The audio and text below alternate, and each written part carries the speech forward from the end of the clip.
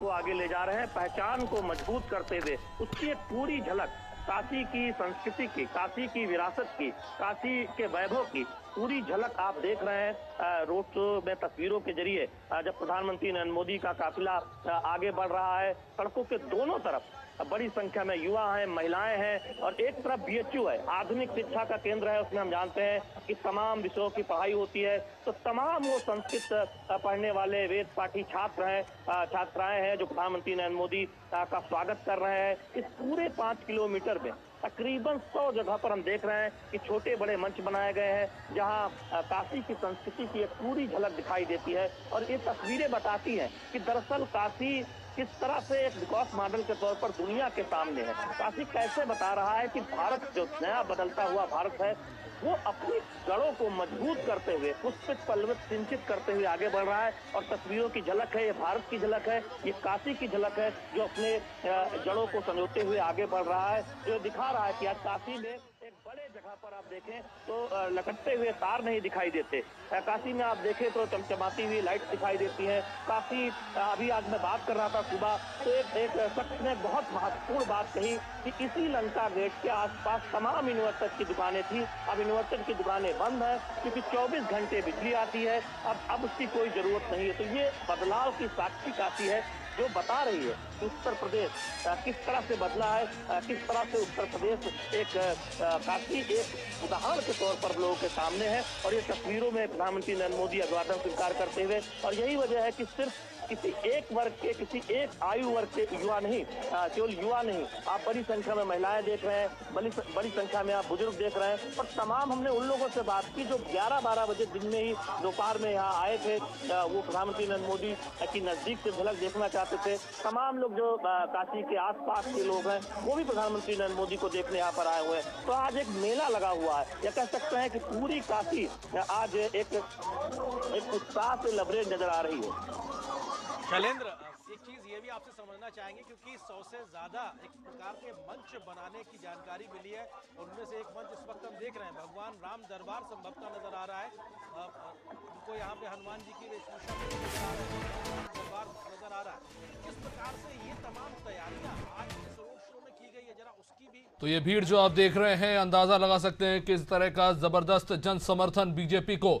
वाराणसी की सड़कें खचाखच भरी हुई हैं यहाँ पर, और क्यों नहीं, क्योंकि देश के प्रधानमंत्री आज यहाँ पर रोड शो कर रहे हैं। उनके साथ है उत्तर प्रदेश के सबसे लोकप्रिय नेता मुख्यमंत्री योगी आदित्यनाथ। हर तरफ लोगों की जबरदस्त भीड़। आपको बता दें कि अंतिम चरण में मतदान होना है, और वाराणसी से ही, वाराणसी की संसदीय सीट से पिछली बार प्रधानमंत्री मोदी ने लोकसभा का चुनाव लड़ा था, और कल एक बार फिर से अपना पर्चा भरेंगे प्रधानमंत्री नरेंद्र मोदी। वाराणसी से चुनाव लड़ने के लिए हजारों की संख्या में बीजेपी के नेता कार्यकर्ता आज जुटे हैं, और कहीं ना कहीं ये शक्ति प्रदर्शन बीजेपी का वाराणसी में, और कहीं ना कहीं बीजेपी इस पर संदेश देने की कोशिश करे कि उत्तर प्रदेश में किस तरह का जोर, किस तरह का रुख है जनता का, और किस तरह का समर्थन बीजेपी को मिलता हुआ नजर आ रहा है। उत्तर प्रदेश की कुल 80 सीटों की अगर बात करें तो यहां पर बीजेपी की जबरदस्त पकड़ देखने को मिली है। पिछली बार 80 में से 63 सीटों पर बीजेपी ने लोकसभा चुनाव में जीत हासिल की थी, और कहीं ना कहीं जो 303 का आंकड़ा था लोकसभा चुनाव में बीजेपी का, उसमें उत्तर प्रदेश जो देश की सबसे बड़ा राज्य है वहां से मिला जो जन समर्थन है, वो एक बड़ा कारण रहा। उत्तर भारत के ज्यादातर राज्यों में बीजेपी ने लोकसभा चुनाव में सफलता हासिल की थी, और इस बार उससे भी ज्यादा सीटें 400 पार का दावा बीजेपी कर रही है, और इसके लिए पूरा जोर लगाया जा रहा है। पार्टी के तमाम दिग्गज नेता लगातार रोड शो कर रहे हैं। खुद प्रधानमंत्री मोदी, चाहे बात तेलंगाना की हो, महाराष्ट्र की हो, मध्य प्रदेश की, उत्तर प्रदेश, गुजरात से लेकर तमाम राज्यों में लगातार रोड शो कर रहे हैं, और जनता का समर्थन जुटाने की पूरी कोशिश की जा रही है। सबसे बड़े स्टार लीडर बीजेपी के प्रधानमंत्री नरेंद्र मोदी, जो आज वाराणसी की सड़क पर और जनता का अभिवादन स्वीकार करते हुए बड़ी संख्या में लोग आज पहुंचे हैं, और जाहिर तौर पर उनका ये रोड शो एक महत्वपूर्ण प्रभाव छोड़ेगा जनता की इस विरति में भी। और बीजेपी के स्थानीय नेताओं ने भी काफ़ी मेहनत की है रोड शो को सफल बनाने के लिए। तमाम राज्यों के मुख्यमंत्री जुट रहे हैं वाराणसी में। प्रधानमंत्री मोदी कल अपना पर्चा भरेंगे।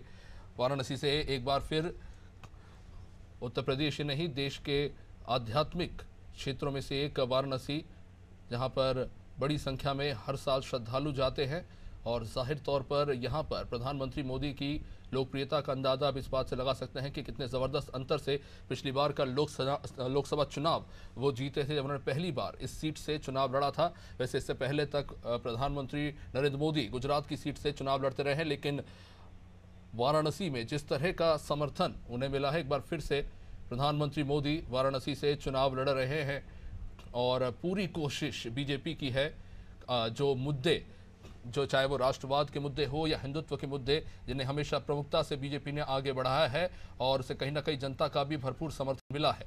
और इस बार भी बीजेपी की यही कोशिश है कि जनता इन्हीं मुद्दों को लेकर आगे बढ़े और कमल के फूल का बटन दबाए। कहीं ना कहीं बीजेपी इसी प्रयास में रही है और जाहिर तौर पर देखना हो कि उत्तर भारत में जिस तरह का प्रदर्शन 2019 के लोकसभा चुनाव में बीजेपी का रहा था, क्या उसी तरह का प्रदर्शन बीजेपी इस बार दोहरा पाएगी, क्योंकि महत्वाकांक्षी लक्ष्य ज्यादातर राज्यों में 1-2 सीट छोड़कर सभी सीटों पर बीजेपी ने जीत हासिल की थी। तो इसके बाद अब बीजेपी की जो योजना है कि हर सीट पर 370, हर बूथ पर 370 वोटर्स को बढ़ाया जाए और मतदान प्रतिशत को और बेहतर किया जाए, क्योंकि कहीं ना कहीं विपक्षी दलों ने यह सवाल उठाया था कि भले ही बड़ी संख्या में लोकसभा सीटें मिली हो, लेकिन वोट प्रतिशत जो है वो अभी भी 33 से 35 के बीच है और इसे और बेहतर करने की कोशिश इस बार बीजेपी कर रही है। और कहीं ना कहीं जो 10 सालों के कार्यकाल में प्रधानमंत्री मोदी के जो कार्य किए गए हैं उसे जनता के बीच भुनाने का भरपूर प्रयास किया जा रहा है।